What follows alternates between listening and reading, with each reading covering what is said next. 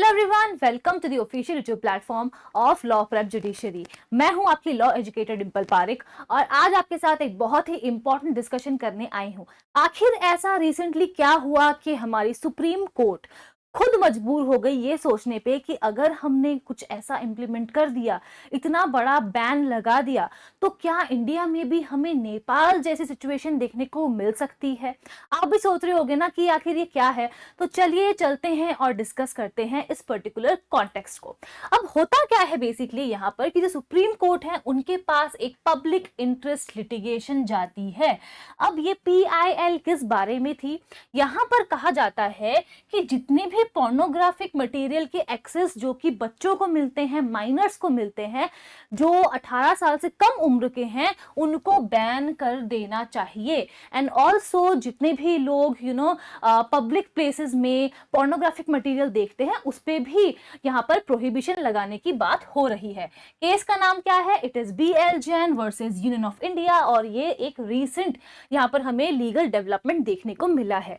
ये मैटर कौन से बेंच के पास जाता है? It consist of the chief justice of India justice BR गवाई and also justice K Vinod Chandran. अब हुआ क्या यहाँ पर, ये बहुत इंटरेस्टिंग है बिकॉज इनिशियली जब ये मैटर कोर्ट के पास जाता है तो कोर्ट को लगता है कि नहीं, ऐसा हम कुछ नहीं कर सकते हैं। लेकिन फिर जिस तरीके से एडवोकेट हैं हमारे, वो जिस तरीके से इस मैटर को प्रेजेंट करते हैं, आर्ग्यू करते हैं कोर्ट के सामने, तो कोर्ट ने कहा चलो चलो ठीक है, 4 हफ्ते बाद हम इसको फिर से सुनेंगे। अब देखते हैं कि वर्बली यहाँ पर क्या कॉन्वर्सेशन हुई between the court and the advocate.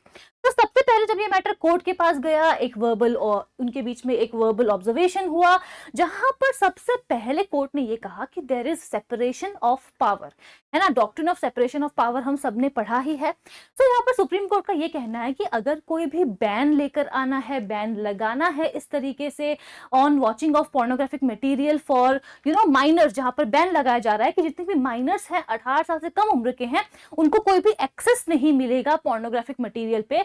तो अगर ऐसा कुछ करना है तो वो हमारा जुरिस्डिक्शन नहीं है।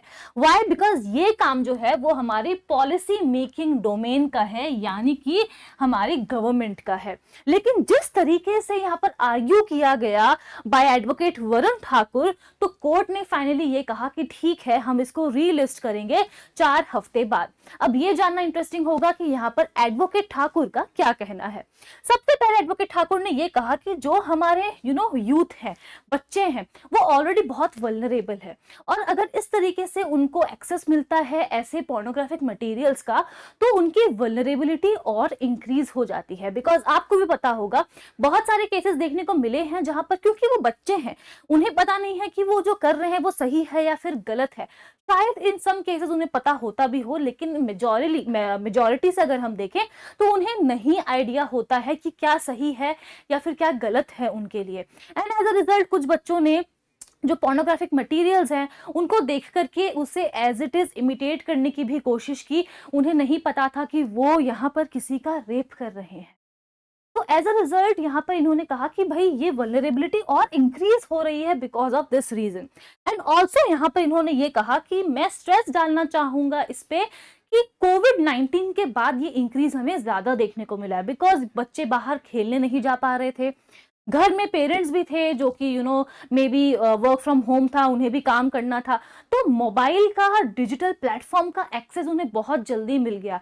चाहे वो सोशल मीडिया हो या फिर वो डिजिटल डिवाइसेस हो, उन्हें बहुत ज्यादा एक्सेस मिल गया कोविड-19 के बाद। And as a result specifically जो 14 साल से 18 साल के बीच के बच्चे हैं, जो माइनर्स हैं, उनमें ज्यादा देखा गया है कि वो ज्यादा यूज कर रहे हैं जितने भी सोशल मीडिया प्लेटफॉर्म्स हैं या फिर डिजिटल डिवाइसेस का, चाहे वो मोबाइल फोन हो या फिर हो लैपटॉप।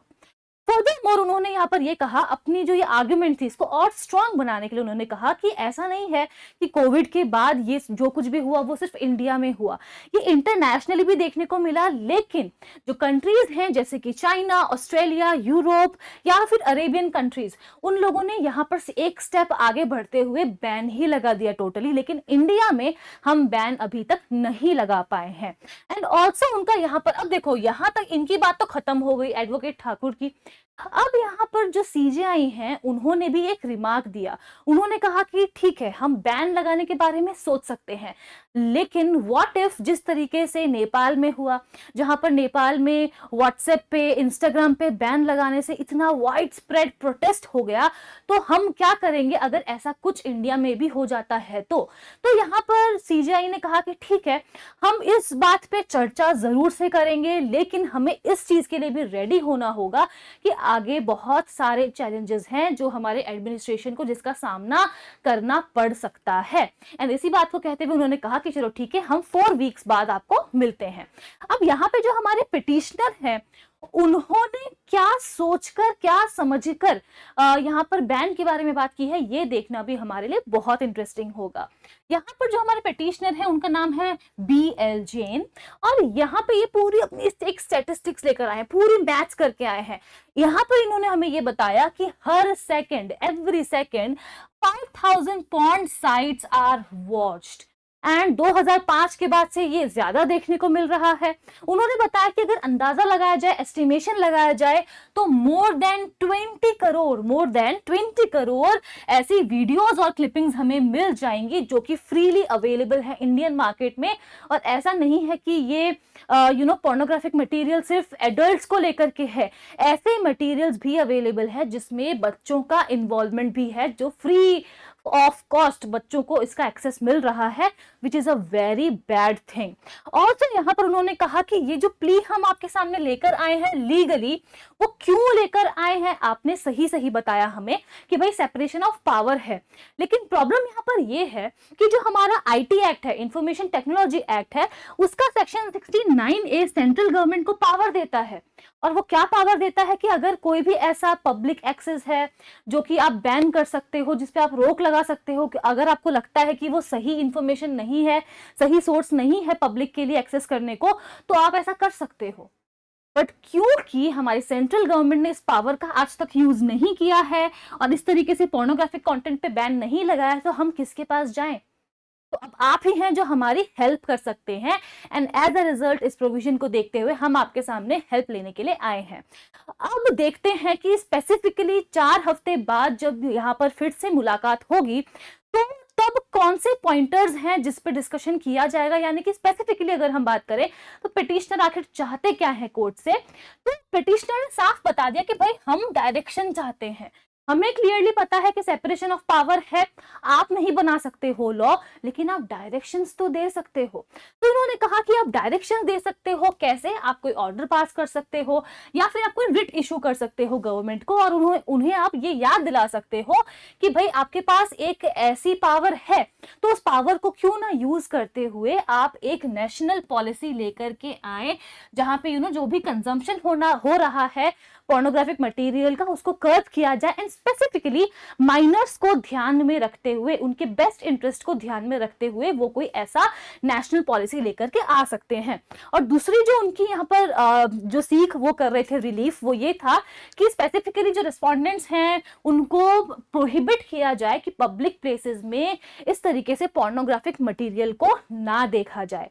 तो अब 4 हफ्ते बाद हम ये देखते हैं कि आखिर इसको सक्सेस मिलती है या फिर नहीं मिलती है, या फिर क्या होता है। बने रहेंगे हम इसी प्लेटफॉर्म पे। बट मुझे ये जरूर पता है कि अगर आप RJS की तैयारी कर रहे हैं तो आपकी सक्सेस किट आ चुकी है बाय लॉ प्रेप जुडिशरी। आपको 10,000 प्लस GST यहाँ पर आपको देखने को मिलेगी, 35 प्लस बुक्स हैं। कई बार ऐसा होता है कि जब हम प्रिपरेशन करते हैं तो लगता है कि कहां से आएगा, क्या मटेरियल मिलेगा, लोकल जो हमारे लॉज है वो कहां से पढूं, स्पेशल लॉज जो है वो कहां से पढूं। एज अ रिजल्ट ये एक ऐसा कंपाइलेशन है जहां पर आपको MCQs भी मिलेंगे और आपको एक डिटेल्ड थ्योरी मिलेगी। ऐसा नहीं है कि आपको सिर्फ और सिर्फ बेरेक्ट पकड़ा दी जाएगी, आपको यहाँ पर जो भी प्रोविजंस है उसके साथ साथ क्लियर एक्सप्लेनेशन दिया जाएगा, और साथ ही में जो लैंडमार्क जजमेंट्स है वो भी आपको वहीं पे मिल जाएगा, प्रैक्टिस सेट भी आपको वहीं पर मिल जाएगा। तो आपको कहीं और जाने की जरूरत नहीं है, ये कंपाइलेशन आपको हमारी वेबसाइट पर मिल जाएगा। फॉर मोर इंफॉर्मेशन आप इस दिए हुए नंबर पे कॉल कर सकते हो, और हाँ, जो लैंग्वेज बुक्स है हिंदी और इंग्लिश वो भी यहाँ पर आपको अवेलेबल हैं। So yes, that is all about it. And अगर आपको PDF चाहिए इस सेशन की and all of all the remaining sessions, तो आप जा सकते हैं और एनरोल कर सकते हैं, यानी कि ज्वाइन कर सकते हैं हमारे टेलीग्राम चैनल को, जहां पर आपको फ्री ऑफ कॉस्ट सारी ही जितनी भी पीडीएफ्स हैं वो प्रोवाइड करवाई जाती हैं, एंड ऑल्सो जो भी इंपॉर्टेंट नोटिफिकेशन होता है वो भी आपको सबसे पहले यहाँ पर अपडेट मिल जाता है। So that is all about it. आपके इस पर्टिकुलर बात पे जो भी आज हमने डिस्कशन किया है उस पर क्या व्यूज हैं, do let me know in the comment section below. Thank you so much.